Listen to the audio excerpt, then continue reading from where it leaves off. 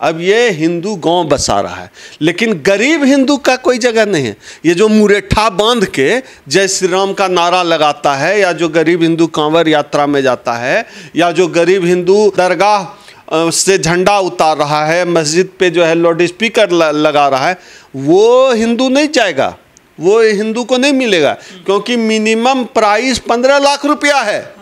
तो उसमें एक चीज़ उसको सुधार देना चाहिए कि अमीर हिंदुओं का गांव 15 लाख मिनिमम है, बाकी वो आते आते वो कितने का हो जाएगा, लेकिन मिनिमम प्राइस जो मीडिया में खबर दिखी वो 15 लाख है। वैसे 15 लाख से हमको कुछ और भी याद आ गया, इस देश के प्रधानमंत्री ने भी वादा किया था कि 15 लाख हर व्यक्ति के अकाउंट में मिलेंगे। हाँ 15। तो दूसरा सवाल लेकिन इसमें ये है, एक तो अमीर हिंदुओं का मसला है, दूसरा सवाल इसमें ये आता है कि वहाँ सबको कैसे सेट करेंगे टोला वाइज। जैसे हिंदू तो कोई है नहीं कहने के लिए, हाँ यादव टोला होगा, हमारे गांव में है पासवान टोला, हमारे गांव में है चमार टोला, हमारे गांव में है बभन टोली।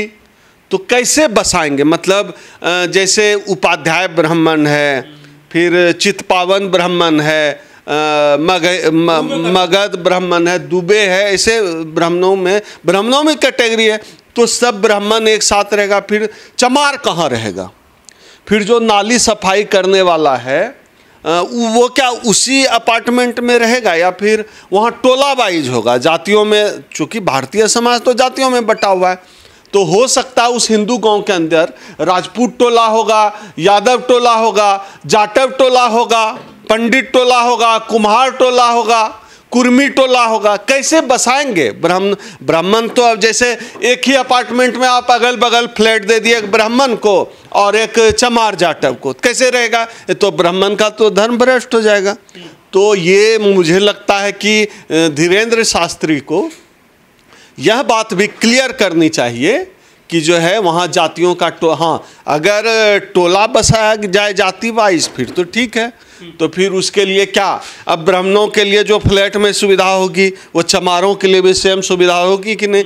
पता चला कि जो है ब्राह्मणों के लिए टोटिस पानी आ रहा है, यादव जी जो है नल धक्का मार रहे हैं चापाकल में, और जो जाटव है वो बेचारा खोद रहा है जमीन, चमार भंगी वाल्मीकि जमीन खोद रहा है पानी पीने के लिए। यह जो पूरा सिस्टम है, पूरा स्ट्रक्चर है, धीरेन्द्र शास्त्री को बताना चाहिए। कुछ लोग कह रहे हैं कि मंदिर बनेगा उस गांव में हिंदू रहेंगे, जाहिर सी बात है, तो क्या मस्जिद भी बनेगी जब वहाँ जहाँ पे हिंदू नाचेंगे झंडे लेकर के? मस्जिद बनानी पड़ेगी वहाँ खुशी होने के लिए हिंदुओं के लिए? नहीं, वो तो है ही बिल्कुल। अब तो ये तय कर बिना मुसलमान के तो हिंदू खुश हो नहीं सकता है। बिना मस्जिद के आगे मुझे लगता है अपनी खुशी मनाने के लिए धीरेन्द्र शास्त्री को वहाँ एक मस्जिद भी बनाना पड़ेगा, क्योंकि आखिर जो है बिना लाउड स्पीकर बजाए, बिना जो है वहाँ नाच गाना मस्जिद के सामने लाउड स्पीकर बजा कर किए, आजकल ये जो कट्टर हिंदू हैं इनको तो खुशी नहीं मिलती है।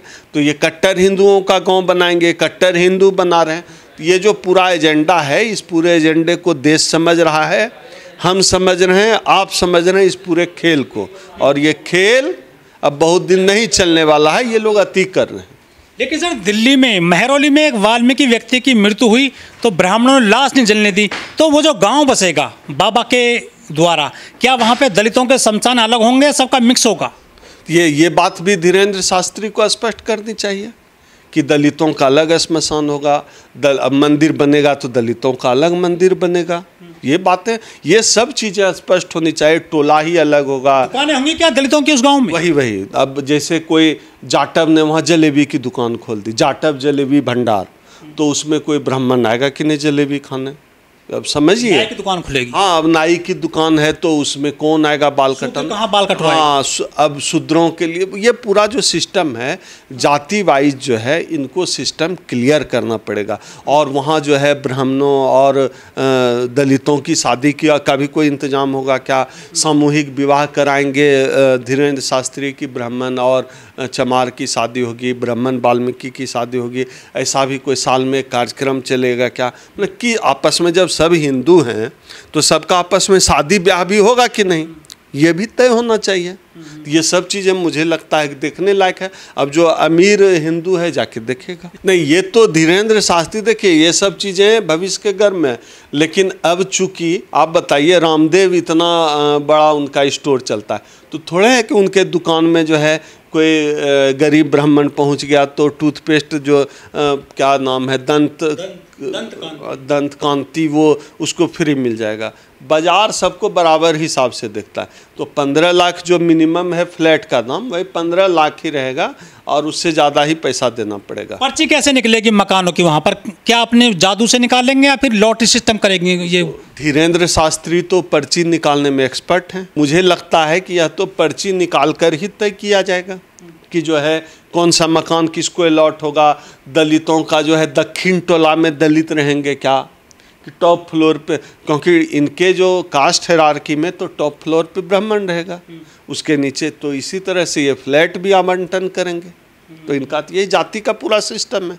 तो मुझे नहीं लगता कि यह जो है धीरेन्द्र शास्त्री इस तरह कोई हिंदू गांव बसा पाएगा, बसेगा या तो ब्राह्मण गांव बसेगा, कोई हिंदू गांव नहीं बसना है। इनको इतना पैसा कहाँ से मिल रहा है जो गांव बसाने की बात कर रहे हैं ये लोग? क्या आप बताइए ना, जिस व्यक्ति को देश का प्रधानमंत्री ही कहे कि मेरा छोटा भाई है, उस व्यक्ति को पैसे की क्या कमी है?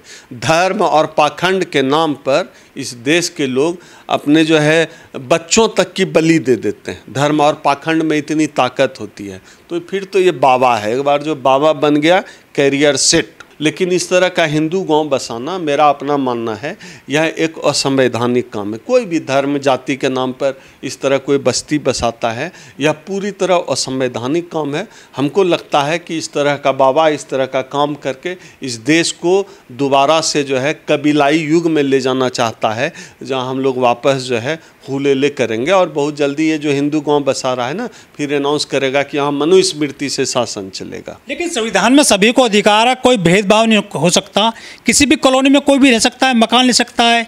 ये केवल एक धर्म का, एक जाति का गांव कैसे बसा सकते हैं? ये तो गैर संवैधानिक है। आप जो कह रहे हैं ये कहने सुनने में अच्छा लगता है, लेकिन आज भी किसी दलित को हर मोहल्ले में मकान नहीं मिलता। आप बैकवर्ड हैं, जरूरी नहीं है कि आपको मकान मालिक घर दे देगा। तो ये तो जाति व्यवस्था इस देश का सच है। और कहते हैं ना, जात के पाँव न फटे विवाई, सो क्या जाने पीर पर आई। मैं क्लास 6 से ही घर से बाहर रहकर मैंने पढ़ाई की है, और दर्जनों बार इस तरह की जिल्लतें मैंने झेली है, जहाँ दलित होने की वजह से मुझे मकान नहीं मिला है किराए पर, किसी न किसी तरह से टरका देते हैं। लेकिन संघ के जो प्रमुख मोहन भागवत वो कह रहे हैं कि सबको एक साथ रहना चाहिए, सबके एक कब्रिस्तान हो, शमशान हो, कोई भेदभाव नहीं होना चाहिए। अरे अलग गांव बसा रहे हैं हिंदुओं का। अब जो बात मोहन भागवत मीडिया में कभी कभी कह देते हैं, जैसे कहते हैं जाति ब्राह्मणों ने बसाई, तो कभी कहते हैं सबको साथ रहना चाहिए। यह बात मोहन भागवत को इस देश के उन लोगों को समझाना चाहिए जिनके दिमाग में मनुस्मृति चलती है। उनको पहले समझाएं ना, उनके लिए एक अलग से कार्यक्रम चलाएं जो मनुस्मृति को मानने वाले लोग हैं। और उनके तो संगठन का आधार ही जो है ये पूरा जाति व्यवस्था है। अगर ये कहते हैं सबको साथ रहना चाहिए, सबको अधिकार मिलना चाहिए, तो सबसे पहले मोहन भागवत को चाहिए एक कदम आगे बढ़ के कि आरएसएस का हेड किसी दलित को बना दें, तो एक एग्जाम्पल भी सेट हो जाएगा। तो ये मोहन भागवत को करना चाहिए। हमको इस देश में जो भारत देश है वो देश चाहिए, और संविधान से चलने वाला देश चाहिए, जहाँ कोई भी मनुष्य जाति, धर्म, जेंडर के आधार पर छोटा बड़ा नहीं हो। इस देश का हर शेड्यूल कास्ट का व्यक्ति, बाबा साहब को मानने वाला व्यक्ति यही चाहता है।